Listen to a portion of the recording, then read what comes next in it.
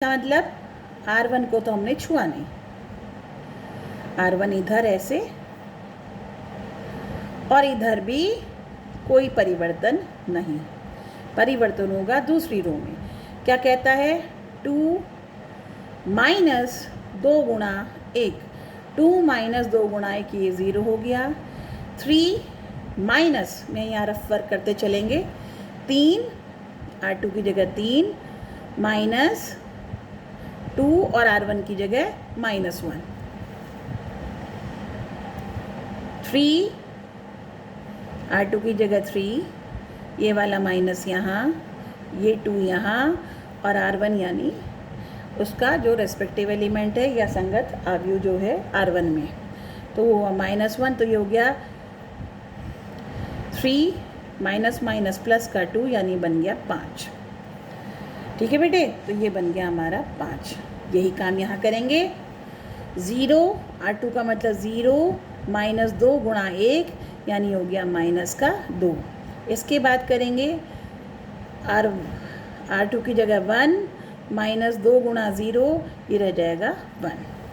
तो इस तरह से हमारा ये पहले 1 बन गया, फिर हमने इसको 0 बनाया।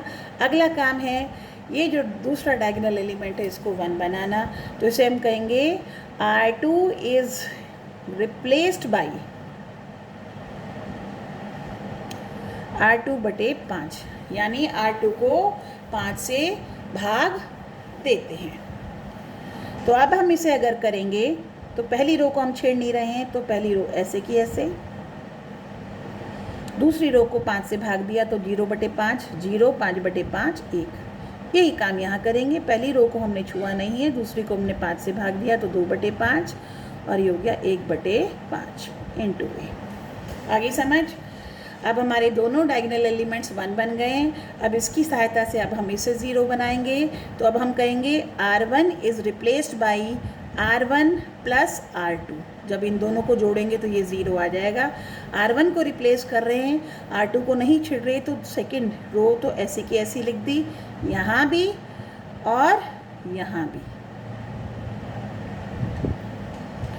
और अब हम करेंगे दिस प्लस 0 यानी 1 माइनस 1 प्लस 1 यानी 0।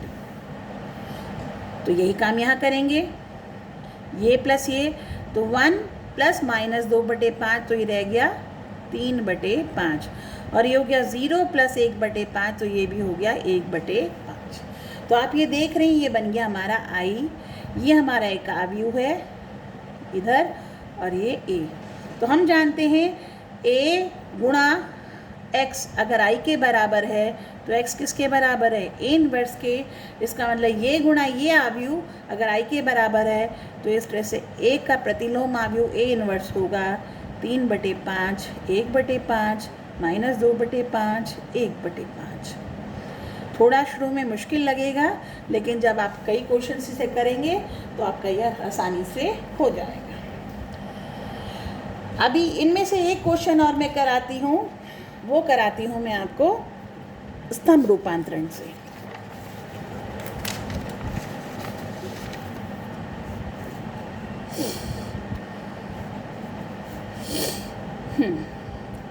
देखेंगे आप, मैं ले रही हूँ आपकी बार प्रश्न नंबर 9। माना A अवयव ये भी 2/2 का है, 3 10 2 7। देख रहे हैं आप, ये अवयव है। इसी ढंग से मैं ऐसे करूँगी कि A बराबर I इंटू A, तो ये बन गया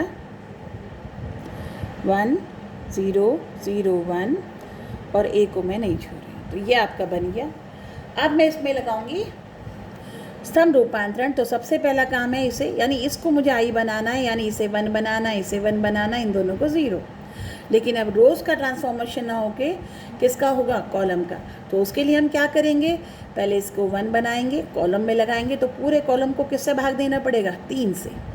जब ये 1 हो जाएगा फिर इसकी मदद से मैं इसको 0 बनाऊंगी। जब ये 0 बन जाएगा उसके बाद इस दूसरे कॉलम में यहाँ जो भी संख्या आएगी उससे भाग देकर इसको 1 बनाएंगे। फिर जो संख्या 1 आ जाएगी इस कॉलम की मदद से फिर इसको हम 0 बनाएंगे। देखो कैसे करते हैं। अब की बार ध्यान रखना है, हम स्तंभ रूपांतरण लगा रहे हैं, ठीक। तो अब हमने क्या किया, पहले इसको 1 बनाना था, तो हमने कहा C1, क्योंकि अब सब कॉलम की बात होगी। ये मैं फिर से आपको याद दिलाती हूँ, अगर स्तंभ लगाएंगे तो पूरे क्वेश्चन में स्तंभ ही लगेंगे, और अगर आप पंक्ति रूपांतरण लगा रहे हैं तो पूरे क्वेश्चन में सिर्फ पंक्ति का ही रूपांतरण लगेगा।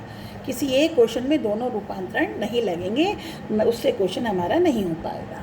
तो हम यहाँ कहते हैं C1 इज़ रिप्लेस्ड बाई, यानी पहला कॉलम को मैंने C1/3 से रिप्लेस किया, क्योंकि ताकि ये 1 बन जाए। तो अब आप यहाँ देख रहे हैं ये बन गया 1 और ये बन गया 2/3।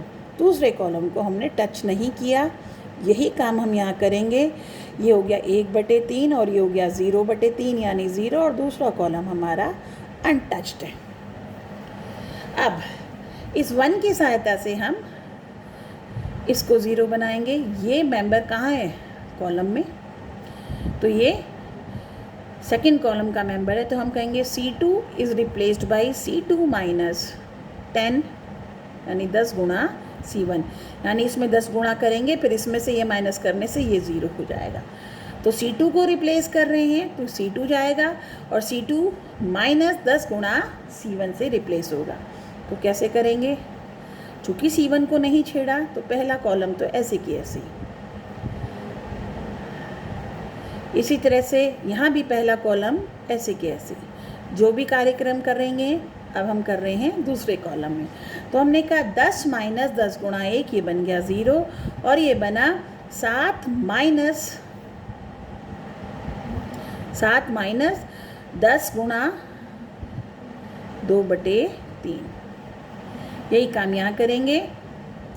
0 माइनस 10 गुणा 1/3, और ये 1 माइनस 10 गुणा 0। तो ये रूपांतरण लगाने पर हमारे पास आया 1 2/3 0, और ये 20/3, 7 या 21, 21 माइनस 20 यानी 1/3 हमारे पास ये बचा। यहाँ बचा हमारे पास 1/3 0, और ये बचा माइनस 10/3, और ये हमारा बचा 1। क्लियर हुआ। इसे 1 बना दिया, इसे 0 बना दिया। अब हमें इसे 1 बनाना है, तो यानी इसको 1 बनाने के लिए दूसरे कॉलम को भाग दूंगी किससे, गुणा करूंगी 3 से। तो अब मैं कह रही हूँ C2 इज़ रिप्लेस्ड बाई 3 गुणा C2। तो पहले कॉलम को हमने नहीं छेड़ा, यहाँ रो की बात नहीं करेंगे, सिर्फ कॉलम चल रहा है तो कॉलम भी चलेगा। तो 3 गुणा 0 0, 3 गुणा 1/3 1। यही काम यहाँ करेंगे।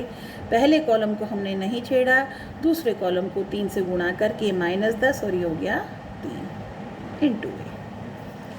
लास्ट ये 1 दोनों बन गए 0। अब इसे 0 बनाना है, किसकी मदद से, इसकी मदद से। तो कॉलम 1 हटेगा, कैसे, अब चूंकि कॉलम 1 में ये 1 भी रखना है, तो इसलिए इसको हम किसी से गुणा नहीं करेंगे, जो भी गुणा करेंगे किससे, C2 से करेंगे। लेकिन रिप्लेस क्या होगा, C1। तो C1 is replaced by C1 minus, अब C2 में क्या गुणा करें, 2/3 C2, ताकि ये हमारा अनअफेक्टेड रहे।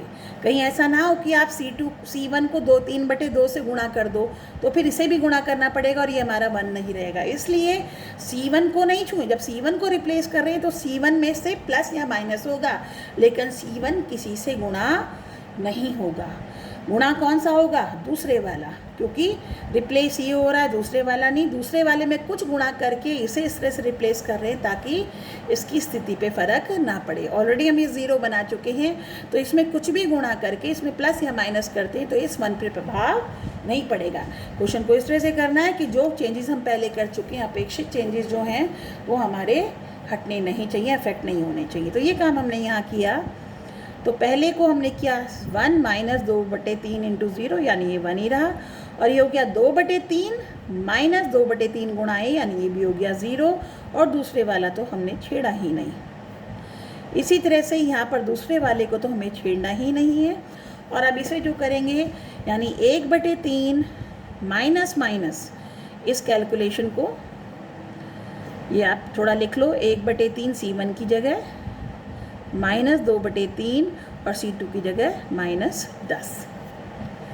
इसी तरह से ये आया 0 -2/3 गुणा 3 इंटू ए, तो ये बन गया i, इसे हम सॉल्व करेंगे प्लस ये 20/3 21/3, तो ये हो गया 7, ये हुआ -10, 3 से 3 कटा, ये -2, ये 3 इंटू ए। तो यहाँ से आप कह सकते हैं ए इनवर्स किसके बराबर हो गया, 7 -2 -10 3। तो ये आपका 2/2 का स्तंभ रूपांतरण था। इससे पहला वाला क्वेश्चन मैंने आपको प्रारंभिक पंक्ति रूपांतरण से कराया था, वो भी 2/2 का है। अब मैं अगले वीडियो में आपके 3/3 वाले मैट्रिसेस के क्वेश्चंस डालूंगी और इनके फुल फ्लैश सॉल्यूशंस भी आपको भेज रही हूँ।